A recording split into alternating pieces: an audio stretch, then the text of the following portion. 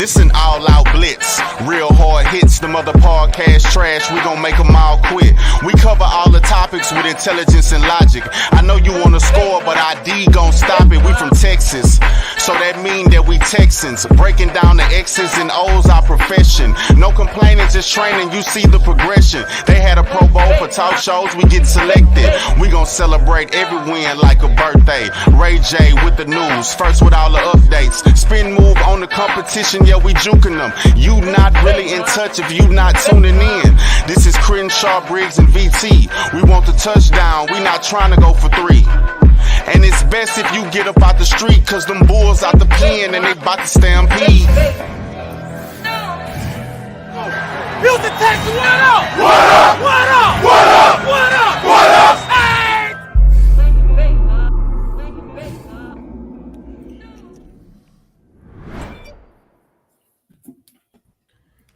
Hey everyone, welcome to the Texans Fan Battle Podcast.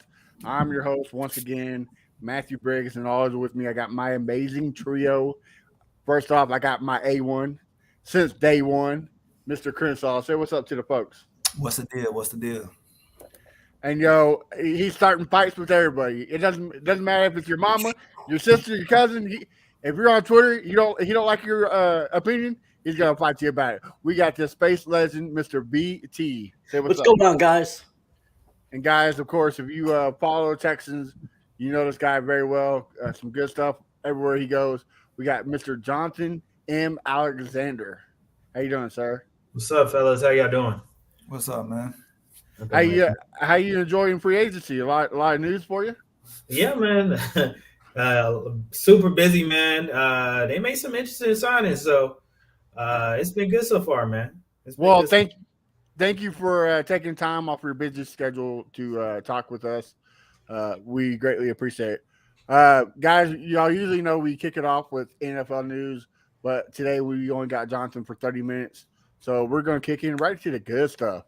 Let's talk about some Texans news. This week they made some pretty good signings. Dalton Schultz, Singletary from the Bills, and Perryman, which was kind of shocking. Everybody thought they moved on. So, Jonathan, I'll start off with you. How did you like these signings, and what does that mean for the rebuild? Yeah, I think I liked Dalton Schultz in particular, and I like Singletary. And I like Perryman too, don't get me wrong. But Dalton Schultz and Singletary, I thought were important signings they had to make, especially after they didn't re-sign Jordan Akins, who I thought, was obviously their best receiving tight end. But Dalton Schultz is an upgrade. He's a young guy. He's done it before. I think he had 800 yards a couple of years ago. So the guy can ball, and he still has time. Singletary, I was hoping they weren't going to go straight through with Mike Brown. Nothing against Mike Brown, but I don't see him being a number 2 back to Damian. I didn't see him being a number 2 back to Dameon Pierce. But Singletary is a guy who, can catch the ball about backfield, can run the ball. He's a good back, and I think they were running Dameon Pierce into the ground. So I thought that was a good signing. So they don't overrun Pierce, because obviously the shelf life on running backs is very, very short. So you need somebody. And if they want to be a power running team, they got to have more than Dameon Pierce. And then Denzel Perryman, I think Denzel Perryman is a pretty good signing. I covered him a little bit when he was in Carolina for a brief stint. He's a great run stopper. He'll help out their run defense. Is very good at that. Is a good tackler. Was a Pro Bowler in 2021. But the thing that concerns me about Denzel Perryman, he's never finished an entire season. He's been hurt every year of his career, and that is a legitimate concern. Also, his pass coverage probably could be a little bit better. And in DeMeco Ryans' defense, you need a great middle linebacker who could cover the middle of the field in that cover 3 defense that he runs. So I think that concerns me a little bit. But it is an upgrade, though. It is an upgrade, and if you can get him healthy, what is he, about 30 now? If you can keep him healthy, then he's solid. But I do think the Texans made some upgrades across the board, though. So basically, he's pretty much a gap year until we get the right linebacker that DeMeco wants to fit the. Yeah, I mean, it definitely seems that way. I mean, signing him to a 1-year deal, I think at this point in Denzel Perryman's career, because he hasn't been able to stay healthy, he's he's had to sign those kind of short term deals just to kind of prove himself. So, yeah, I mean, they could sign him again in the future, but I think Denzel is a guy who has to be able to show that he can be healthy for a full season for a team to kind of sign him to a longer deal. Oh, most definitely. Well, Chris, man, I'll kick it off with you. Which one was your favorite, and who you most excited to see? Yeah, it got to be Dalton, man, because we ain't had a good tight end really since Owen Daniels. CJ was a good tight end, but his career wasn't that long here. And we just been going through tight ends, going through tight ends, going through tight ends. So I really like Dalton, pretty good pass catcher and everything. I like the Jimmy Ward signing, and then I like the Sheldon Rankin signing as well. But other than that, I mean, everything was pretty good. Pretty Good. good. Hey, we got another special guest in the building. We got Lil Crenshaw to say what's up, buddy. So hey, Hey. All right, BT, I kick it off to you, bro. What you got? So I got to say that Dalton Schultz was definitely my favorite. I don't think they were necessarily targeting him. I think that when they saw that he rejected a 3-year, $36 million contract, that they threw their hat in the ring and they got lucky. I think getting him for $9 million honestly was a steal. If I remember correctly, I believe that the market really for him was rated anywhere between 12 and 14. So him getting $9 million, honestly, it was a total steal. I think his agent probably overvalued him with the Cowboys. So I don't know what's going on there. I did love the fact that Calvin Cowherd called out the Cowboys fan base for calling them delusional by when they said that they didn't really mind Dalton Schultz going. Dalton Schultz was a huge part of Dak Prescott's game, Especially in the playoffs, right? especially in the playoffs, but even in the regular season, you had games where he was throwing 290 yards with Schultz and 220 yards without, so like there were definitely big games with Schultz. So anyway, so that's part of it. But I don't want to bury the lead here and say we extended Tunsil, which to me, That's why. Yeah, thanks for kicking it into my next segment. But go ahead. well, go right ahead. Tunsil, Yeah. Yeah, so like BT was saying, we also traded away Brandon Cooks for a fifth and a sixth, and re-signed the best part of the Texans, Laramie Tunsil. And also, there's news of the Texans maybe going after Ed Oliver for the Bills. So, Jonathan, man, I'll kick it off with you again. You're our guest. What do you think? Surprising? Not you knew it was coming, right in the sand. As far as like Tunsil being Yeah. extended, yeah, I mean they had to do it. There was no way that they were going to let Tunsil play on the contract. Yeah, I think his cap number at the time was something along the lines of like 30 something million. Tunsil had told me during the season like he knew, Nick wasn't going to let him play on that deal, so they had to get a long term deal done. And good thing for Tunsil, he had one of the best years of his career. So he proved himself that he can be a long term answer. He's still 29. As you can see, offensive tackles are playing into their 30s at high levels. So you want to lock down, and they signed him to the richest deal, but it wasn't that big of a like his average per year is probably like $4 million more than what he was making before. Like they didn't break. They had to do it. It made perfect sense, and they did that. And he deserved to get that payday. And they need somebody to protect their future franchise quarterback. So I think Laramie is a good. He's emerging as a leader as well as a captain. He's a good dude. Don't people in the locker room love him? He's quite cool. If y'all ever met Laramie, like one of the coolest people ever, like to kind of get to know. And a reliable guy. He showed that he was a reliable guy and a tough guy and doesn't give up any sacks. And that's what you need in your left tackle. All right, VT. What about you? So I love this signing. For me, it was a no-brainer. He, quite honestly, I thought that he was. I didn't really think it was even a question.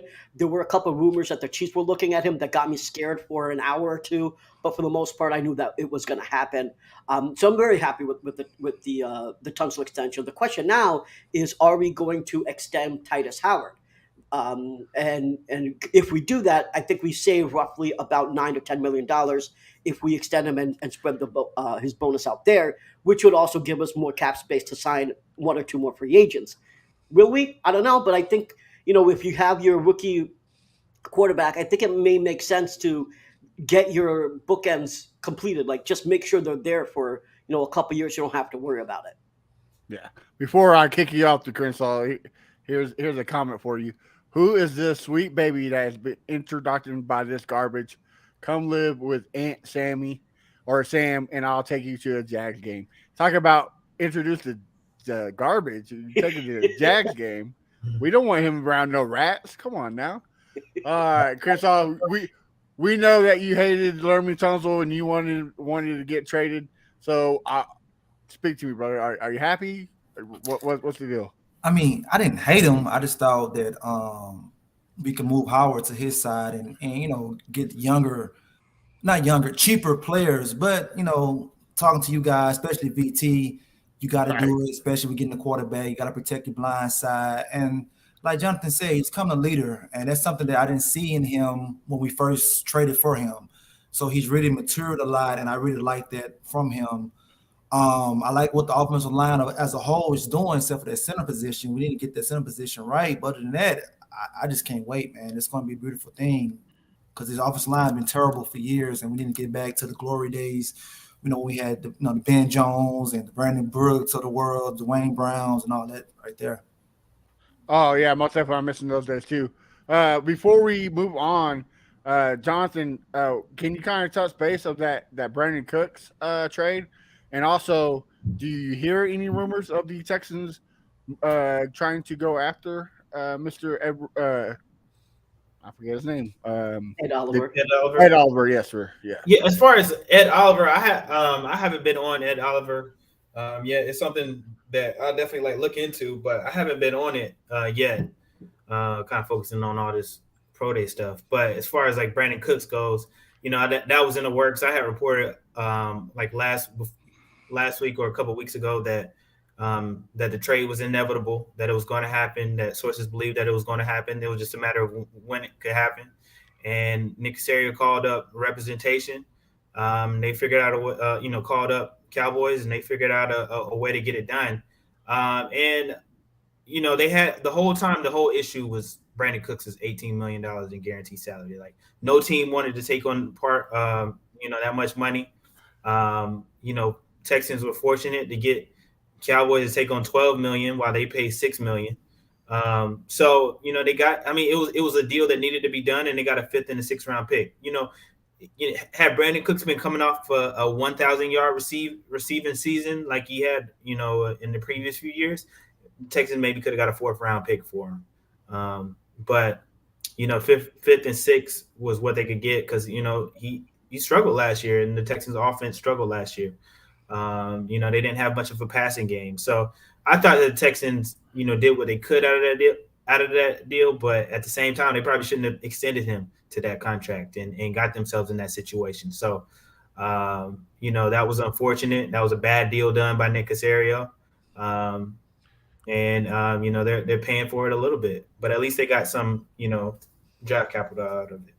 Oh, most definitely. Jonathan, let me ask you a question because what some of the reports out of Dallas were saying that at the time of the trade deadline, the talks were that Dallas wanted us to pay $10 million of the contract, and they were willing to give up a 3rd round pick, and that Nick was trying to push for a 2nd round pick, and they couldn't really get to terms, and that's why it ended at the trade deadline. Is that what you've heard? Is that valid, or is that not really what happened? Yeah, I mean, so from my knowledge is that the Texans the whole time were hoping to.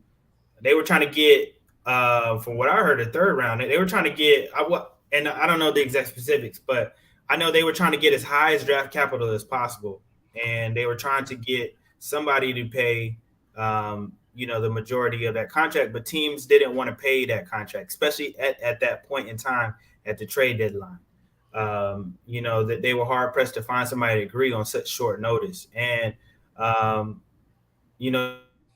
the Texans weren't in a position at the time because of their salary cap. They didn't have any money in salary cap during the middle of the season. They weren't in a position to take on Brandon Cooks' contract, so they couldn't do that, even if the Cowboys wanted them to. So that's why it had to happen after the season, when they had more salary cap money and they could take on part of the deal. So that's ultimately what happened, and they had to get in a better financial situation. And teams knew that. Teams knew that the Texans teams knew their salary cap situation. They knew that they had to wait till the offseason, so they were going to get the better deal out of it and have to give up the less capital. Okay. All right. Well, my host from the AFC South Fan Battle, Sam, she kind of helped me segue to our next subject. She got a question for you. After a pro day with Frank Reich in town, do you think CJ Stroud was grabbing his family to run away from him? And do you see getting picked up by the Texans? So, Jonathan, you were there. Was CJ running away from Frank? No, he went. I really don't think he was just trying to go see his family, and then Frank Reich and some other Panther staff were kind of behind him, and it was very awkward. But I guess they were trying to like show that that they like this guy. But he wasn't trying to run away. He was trying to see his family. Then he went to go talk to him, had another conversation with him. I do think the Texans would draft him if Bryce Young wasn't on the board. And while I do think that the Panthers right now would probably favor CJ Stroud, I think I think some people view him as probably like as far as being that he doesn't have the concerns with his height versus Bryce Young. I think that the Panthers favor him, but I think the Panthers, if they do decide to take Bryce Young for whatever reason, I do think the Texans would take CJ Stroud. But I think right now it's looking like Panthers, Stroud, Texans, Bryce Young. All right. So pretty much writing in the wall, you think the Texans are taking Bryce Young if he's there, no matter what, if CJ Stroud's there or not. It's going to be Bryce Young. Is that your opinion, or you think so? Well, one of those guys is going to be off the board because the Panthers are taking one of those quarterbacks. So you don't think it'd be a curveball and they go after Anthony? Zero chance. 0%? Okay, Zero chance. I can see that. I can see the Panthers trading down with the Texans and letting the Texans trade up to number one, but the Panthers are going to take one of those two quarterbacks, and the Texans are going to take that other quarterback. Okay. Out of those two quarterbacks, which one do you really like? Personally, I would feel a little bit more comfortable. I think Bryce Young is the better of the quarterback, but not by much. But I'd feel a little bit more comfortable with CJ Stroud because of the size that he has. I am a little concerned about the durability of Bryce Young. I think Bryce Young is the best quarterback talent-wise, but he's 5'10". He just weighed in at 200-some pounds, and he was 194 before that. Like, we haven't had a quarterback that small in the league drafted in the first round. And he had injuries at Alabama. He could have injuries in the NFL with bigger guys, faster guys hitting him. That would concern me. I mean, you're seeing issues with Kyler Murray, who's a bigger guy, have injuries. You're seeing guys like Tua having trouble staying healthy, who's a bigger guy. Both of those guys are bigger than Bryce Young. And it doesn't take away from the talent. I think Bryce Young is a talent, but the injury would concern me a little bit. And I think you wouldn't have that same issue with CJ Stroud. But I do think Bryce Young is a better overall player, but not by that much. Okay, so what about Jimmy Garoppolo and Trey Lance? They're bigger guys, taller guys, and stay injured as well. Yeah, they stay injured as well. I mean, that's definitely a concern. Jimmy Garoppolo can stay healthy to save his life. I would give Trey Lance a little pass. It's only been 2 years for him, and I don't know. I don't even think the jury's sold on Trey Lance as far as talent wise. I mean, I think he has talent, but can he put it all together? I'm not really sure. But I just think Bryce Young's size makes him susceptible to injuries, and that scares me. But I do think if he's there on the board, you still got to take him. The talent is just so good. You can't pass up on him, and you need a quarterback, and you take the chance. So if he's on the board, yeah, take him for sure. But it does concern me. I do have a little bit of concern.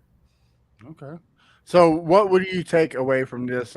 If as a Texan fan or Texan writer, what would you take away from this pro day?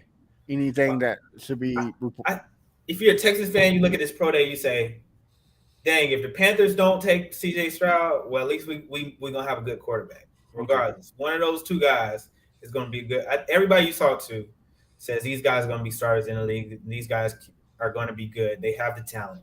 It's just health. Can they stay healthy? So regardless what the Texans do at number 2, that one of those quarterbacks is going to be good. So we know CJ Stroud can ball, and we know a lot of NFL teams are very fond of him. So if the Texans get him, great. If they get Bryce Young, great too. Okay.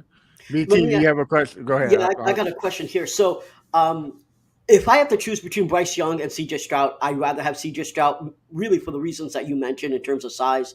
Um, Dan Orlovsky was on Pat McAfee, and he was talking about, and he believes that CJ Stroud is a better of the quarterback, um, not just from a size point of view, but from an accuracy point of view. But Mhm. he also talked about some of the concerns, and I also share some of those concerns. And I was just wondering if you do. So some of those concerns were that um, if you look at all the quarterbacks, even if you look at Florida, Kentucky, Alabama, they did not have the receivers that CJ Stroud had. So his Mhm. receivers were able to get separation consistently. Yeah. He was able to go through his first read. I believe the stat was like 73% of the time, if I remember correctly. He also had multiple O line uh, in this draft. So he had people protecting him that are going to go in the first round, whereas that is not the case, for Kentucky, Florida, Alabama, etc. Right. So the point is that he had the best O line and the best receivers. And do you think that he's going to be able to reproduce what he did in Ohio with having not the best situation the way he had the best situation in Ohio? Yeah, I think in today's league, what you're seeing is like you have to have an offensive line and you have to have weapons to succeed. Every team that's having success has an offensive line and some sort of weapons. Like the Chiefs have weapons, the Eagles have weapons, the Dolphins have weapons. So like they're going to have to put. You don't want to put your quarterback in that situation, and who you don't really know because we haven't seen CJ Stroud without those weapons and without those pieces. I mean, he's been gifted with a lot of great weapons, and obviously, we would love to see him without those. But ideally, the Texans don't want to put C.J. Stroud in that situation. They don't want to put him in a situation, which is why they shored up the offensive line. I still think they need a center, but it's probably why they'll draft a wide receiver within one of those first 33 picks. So I think even though you wonder can he do it without the same talent level, and he's going to have to in his first year. I think what they're going to end up doing eventually is they're not going to expect him to take them to the playoffs that first year. They're going to try to put pieces around him so he can succeed. I think that's the goal that you're seeing a lot of these NFL teams do is try to put the more pieces you put and weapons you put around these guys in offensive line, the more likely they are to be successful. Bengals too. I meant to mention the Bengals. They improved their weapons tremendously. So you have to do that in today's NFL to have success. So one more question about CJ Stroud. So one of the things that he mentioned at the combine was that he wanted to use his legs more. And I was trying to rattle my head and just think like, have we really seen someone that was not necessarily a statue in college, but for this argument, I'm just going to call him a statue, and then changed in the NFL? I don't know if that's happened. I'm just wondering from anything you saw at the pro day, because he didn't run a 40 either. Do you think there's a chance that he actually becomes more of an athlete? Because I know he was a basketball player before too, right? Yeah. So he was an actual athlete. Do you think that we'll actually see him use his legs more once he reaches the NFL, or is that a pipe dream? No, I think he didn't have to use it as much at Ohio State. Like we mentioned, right? He had all those receivers who were open. He didn't have to take off. And I think he mentioned that as well. But when you saw it, he had to run a little bit when they played against Georgia. Georgia had him on a run and he was making throws. He was hitting guys. He had his best game against the best defense in the entire country. Balled out. Yeah. One of the best teams of all time, probably. And he balled out, and he showed that he can do it with legs. I think he answered those questions in that game. And I think he has athleticism. He just hasn't had the opportunity to, or hasn't had the need to really use it as much. And what he said at today's pro day was, teams really aren't asking him to show off his athleticism like that. So he didn't feel like the need to run a 40. So I think people are comfortable with him. I think they think he has the ability to take off and make off script plays if he's needed to. Okay. I got something for you. JSM, his injuries kind of sidelined him last year, and we really get to see him. Rumors are that he could have came back, but didn't want to hurt his stock draft. or his draft stock, so he took the year off. Do you see him going in the first round? Oh, absolutely. Okay. Yeah, his stock is rising. Like he was thought in the 20s, like there's a chance I think that he might not be there at 12. Oh, Like he's rising. I think there's a small chance. top 10, huh? Like I was thinking like I was talking to some NFL experts and they were like, back at the combine and they were like, this is before he did his drills. They were like, Texas might should trade back, to get a receiver, to get more draft capital. And, after his combine performance and then his pro day, they were just like, yeah, they can't trade back anymore. Yeah, it's over for that. Like he might not even be there. I think who was there? There's somebody at either 9 or I can't remember who's at 9 or 11. But it's somebody Quentin like Johnston. Yeah. Yeah. No, it's a team.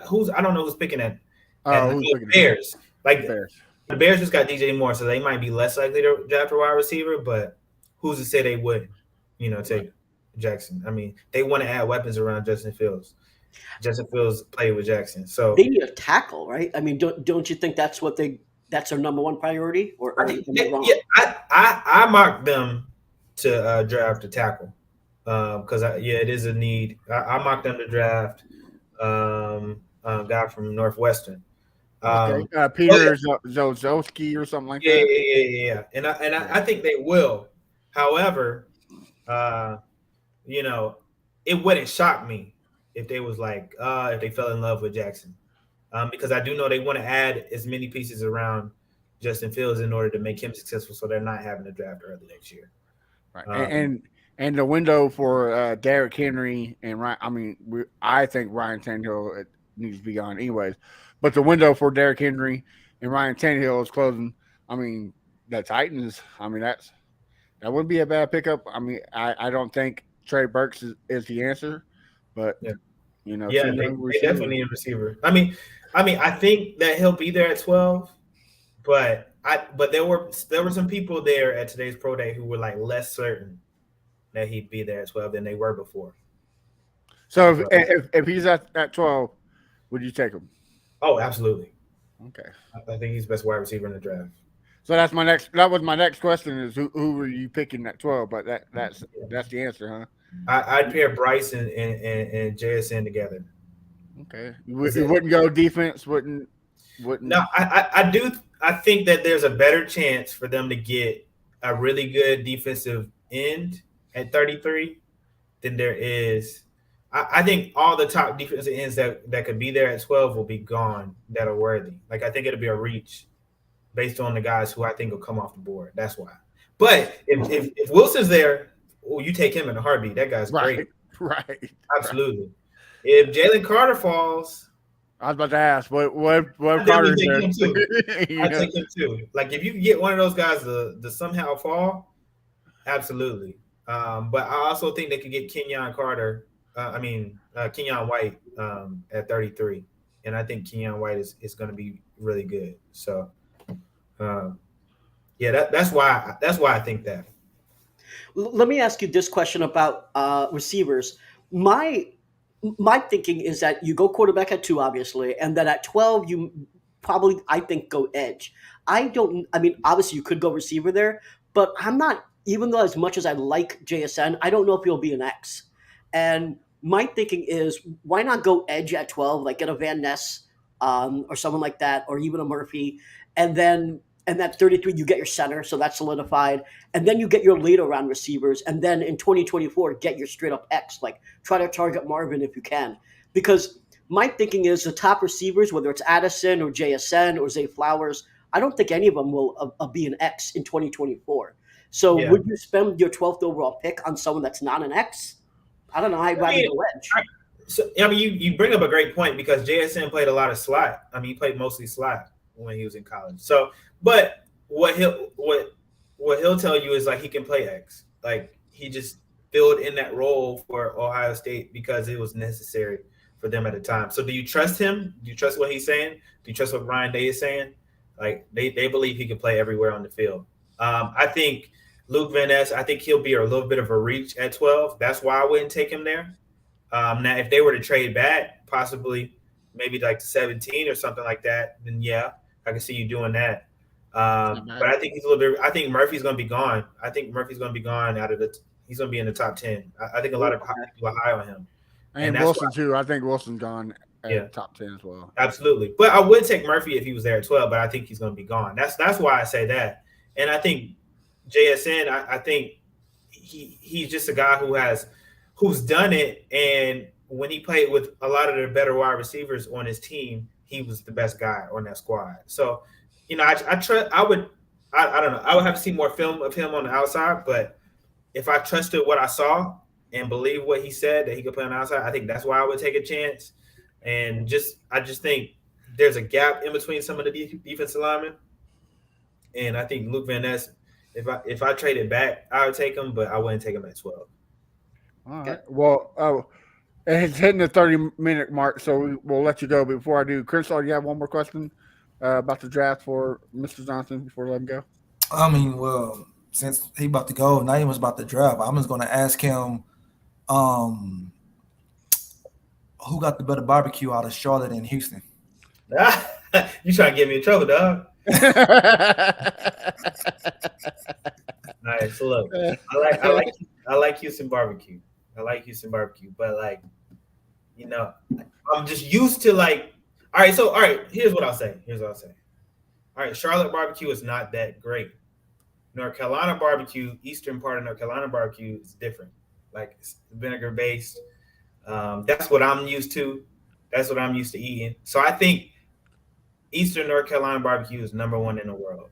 But look, Houston likes their brisket. See, North Carolina is like pulled pork. Houston likes their brisket. I like brisket. I don't love brisket, but I like brisket and I respect it. It's one of the better.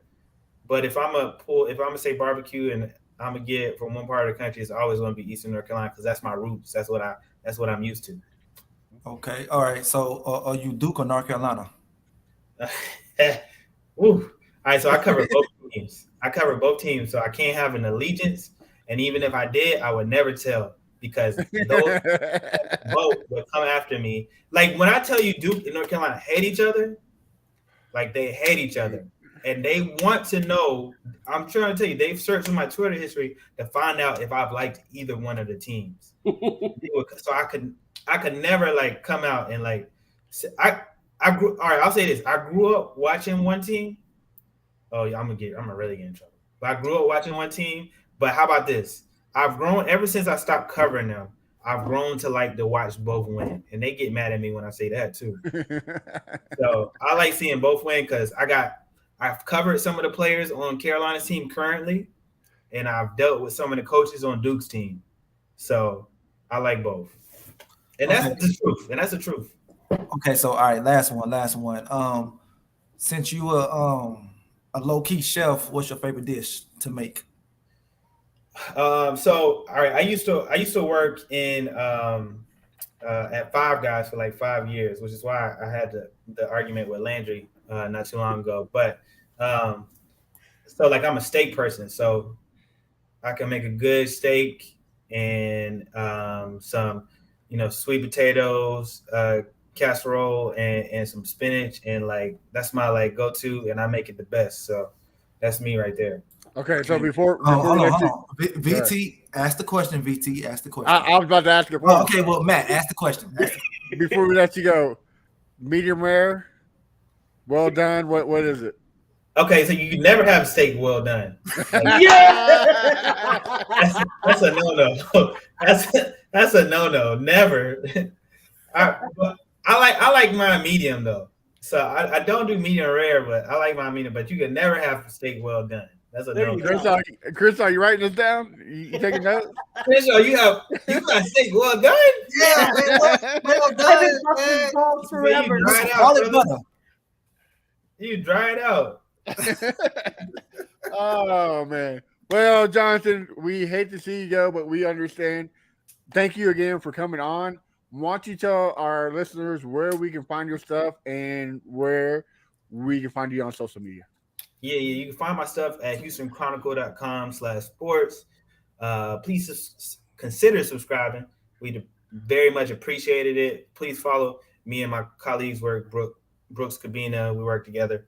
You can find me on Twitter at JONM Alexander on Twitter and Instagram JONM Alexander _.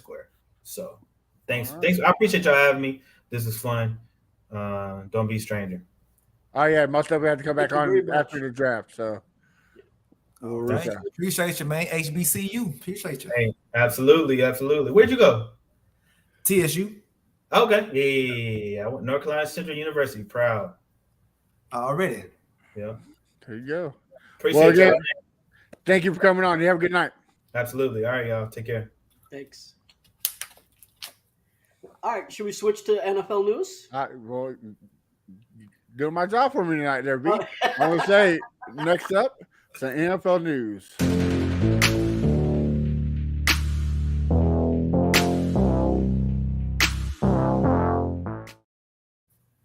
All right, so NFL news, BT. You've been more dialed in. Talk to me. What you got? All right, so what I think was the biggest news today was Elijah Moore. Elijah Moore went to the Browns. So they sent Elijah Moore and a third to Cleveland, and Cleveland sent back a second. So I actually think that Elijah Moore is a great talent. I think that him and Watson should actually have some chemistry. I'm going to be unbiased about this. But yeah, I think they're going to have some good chemistry there. I just think the price was a bit too much. So it's not like I'm not mad or anything. Like if someone's asking why didn't we do that, that's too much. I'd rather build through the draft, whether it's this year or next year. But one thing I will say is Cleveland, they don't really have any more picks. So if this does not work out, they are really putting everything into Deshaun Watson. And at this point, and obviously they went all in before with the contract, but now they're going all in with all the other picks. If this doesn't work out, they're basically going to be in rebuild mode for the next decade. So for their sake, they better hope this works out. Yeah, you kind of think this is a capital grab for the Jets, right? I mean, they got a second for it. They're trying to make a trade for the MVP, future Hall of Famer Aaron Rodgers. I mean, I was kind of writing on the wall, right? Like That's they got to what get I'm the figuring. capital. Chris, what do you think? What's your thoughts on it?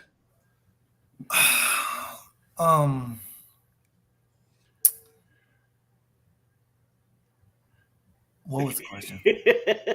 No thoughts on Elijah Moore because I know you liked him. I mean, I really think we should have went for him, but after we seen what they gave up for him, I think that was too high. And VC, what you said a few minutes ago, you got me thinking. That's what I was looking at right now. You got me thinking about, can JSN be the X, and should you get the edge, a center, and then get your X next year? And you really got me thinking about that right there. But the only guy that's worthy of that is Marvin Harrison. Mm-hmm. But do you think we're going to be bad enough to grab him? Because I think he's going to go like what Julio Jones went, like top 5. I think he will go top 5. So that means we're all praying that the Browns go 0-17, right? I mean, like right. If the Browns pull Browns, we got it. Like so, but it just I would hate to give up multiple first round picks to get a wide receiver. For a quarterback, yeah, but for a wide receiver, like he better come out the gate, win Rookie of the Year, All Pro out the gate to give up those picks or whatever. And the thing is, I know this might sound strange, but I think he's almost more. There's less stress with him, frankly. There's less of a risk, I should say. There's less of a risk with him because he was a receiver. With the quarterback, they have to do a lot of things. They have to read well. They have to be a little bit of an athlete. They have to have chemistry. And obviously, yes, receivers have chemistry with the quarterback as well. But they literally have typically one job, right? A quarterback has plenty of jobs. So having a quarterback work in the NFL, I think is much bigger of a crapshoot than if a wide receiver works in college the way that he worked. I would not actually be opposed to giving up multiple draft picks for him. I think he's worthy of that. I think he could be our Chase. And yeah, I mean, like, and literally be our X, right? So like, I think it's worth it. Quarterback. The reason why I'm more hesitant on a quarterback is because it's always a crapshoot. You look how many times we've talked about bust so many times. Quarterbacks bust at a higher rate than other positions because it's so difficult. So yeah, Crenshaw, I would say I would give up those picks for him versus a quarterback. To be fair, we only picked the quarterback twice in the first round. One I'm was not talking ruined about by. just Oh wait, quality. I know. I'm just saying, one was ruined by the Texans, and one was ruined by his freaky nature. So, you know, it, that wasn't our fault. But So, so is Marvin Harrison really that good to trade up for, or he just had a really good season? Because he only had like one good season, just like JSN had one good season. What if this new quarterback that comes in and their chemistry is not like how he had with CJ and his numbers take a dip? Do you still think he's worthy of trading up for? So Chase only had one good year too. So remember that, right? He had one good year, and he's obviously. He won championship though.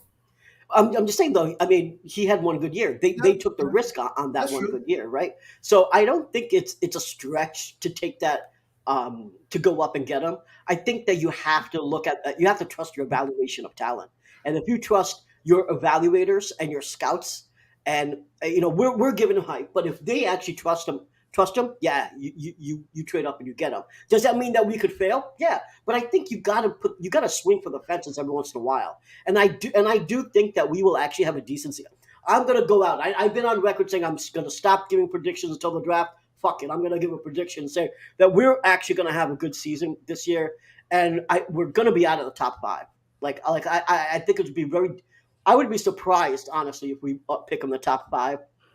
And so if we want to get a really good receiver, we're gonna have to trade up. We're gonna have to have the balls to give up those first round picks. So I'm not against that at all, and especially for someone like Marvin. all right. Well, guys, up before we end the show, we still got some more news, so I'll move on. Foster Monroe. Did I say his last name? Right? Yeah, Moreau, I believe. Monroe. Right, yeah. He was working out for the Saints, about to get signed, going through the physical, and found out that he has leukemia. So he is taking a step away from football. So we just want to say, hey, man, we understand what we went through with John Mechie. So the Texans family wants to give thoughts and prayers to Foster. Hopefully, it's a speedy recovery, Yep. and you're back on the field. We never like to see. Catching more touchdowns. Right. Yeah. I mean, dude was a stud for being a backup. So I was looking forward to seeing him be a starter somewhere else. All right. There are some rumors going on that the Titans have become the front runners for the Lamar Jackson sweepstakes. I've been arguing on Facebook on the group that we're in, the AOC South Fan Battle group. One guy says that Lamar Jackson does not elevate the Titans to be a playoff contender. So I kick it to you guys. BT, I'll start off with you. So first of all, you know that I love Lamar Jackson. If he came to Houston, I would have to go to the ER for the 4-hour erection that I would have. So pause. But I will say that the Titans should grab him, but they won't. And what I've been told is that essentially no team will actually give him an official offer letter for multiple reasons. And I know I went on a rant last one on the show, so I'm not going to do that again. But the bottom line is I don't think any team is actually going to give him an official offer letter. I think you'll have teams talking to him, but at the end of the day, they're worried that the Ravens are just going to match and they don't want to go through the rigmarole of trying to negotiate with him. So he's going to get stuck in Baltimore. And so I don't think it's really gonna happen. So it's not an issue, unfortunately. Well, if they do, does he automatically upgrade the Titans to a playoff team? I think he could. I mean, I think they're missing a lot of pieces, frankly.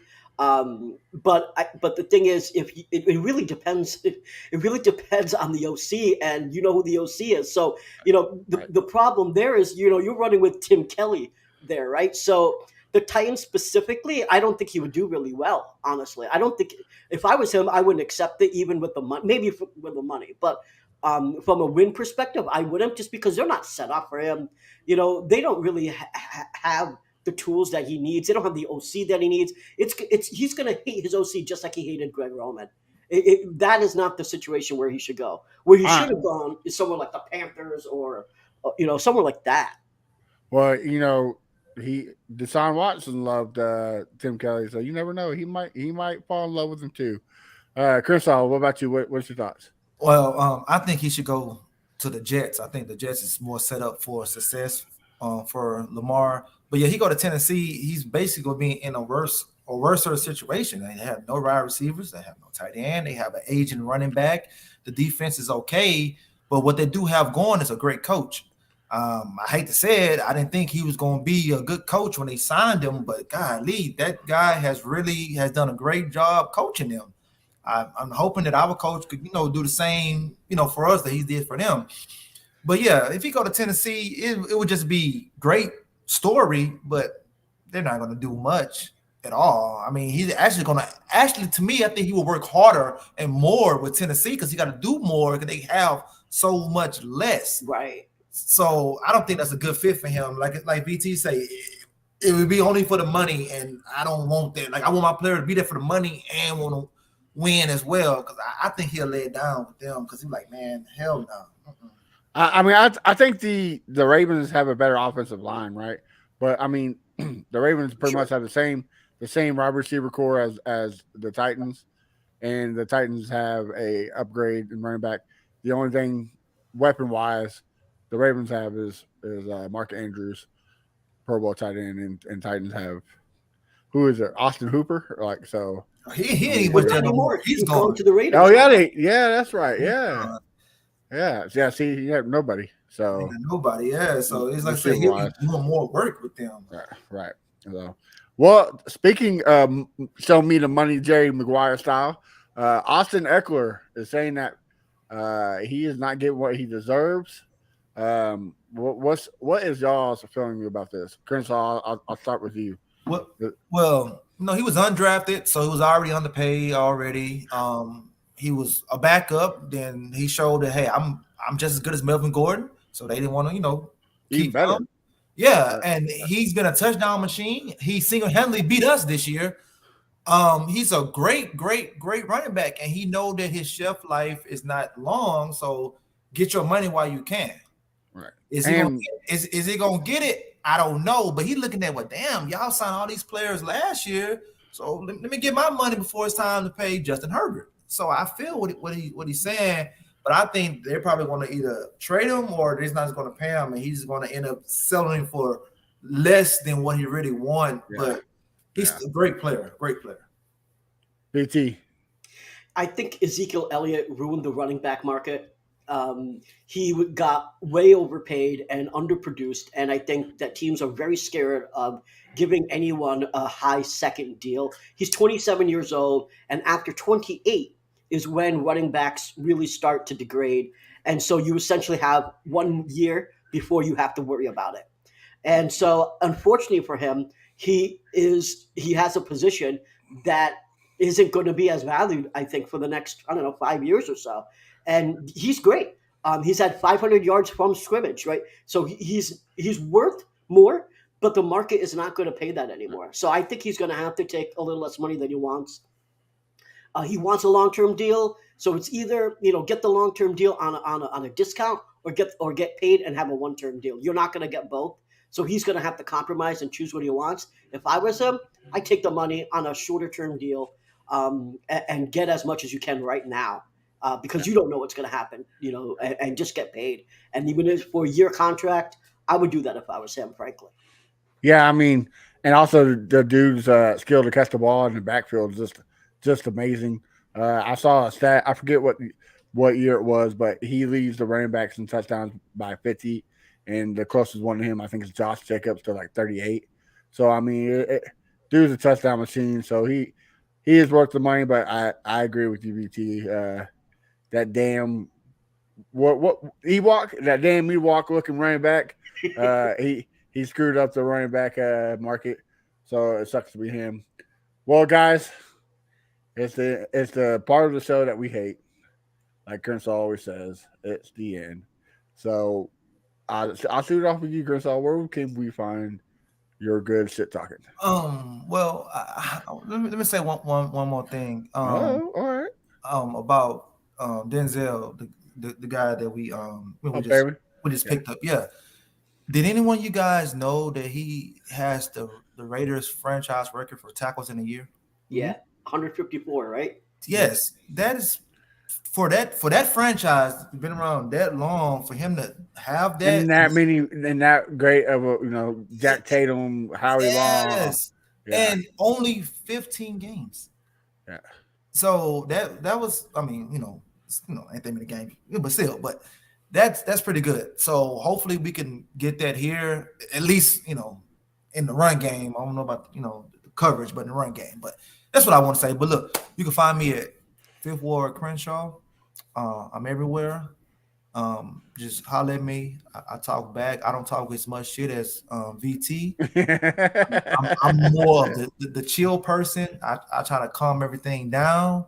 So I leave the shit talking to VT and I just be entertained with my popcorn. Yes, sir. And speaking of the popcorn Ray, VT, tell me where we can find you at, brother. You can follow me on Twitter at Brown Chubby Bear. And you can find my newest article, which I'm working on, which is going to be a recap of the free agency period that we had on at fanbattlesports.com. So you'll see that tomorrow sometime around noon. So check out fanbattlesports.com as well as find me on Twitter. I'll fight with you at Brown Chubby Bear, and I'm either hosting or co-hosting a space almost every day. So you can find me pretty easily. All right, guys, and you can find me at A1 Day One Texans. And we kind of mentioned it, but we really didn't break it. Well, we're breaking it now. We got a new website for the network. It is www.fanbattlesports.com. Make sure you check it out. You can find BT's great stuff there. The Titan, and if you can stand Mayo written content, the Titans just dropped a great article about Lamar Jackson. So check it out there. You can find all the great stuff.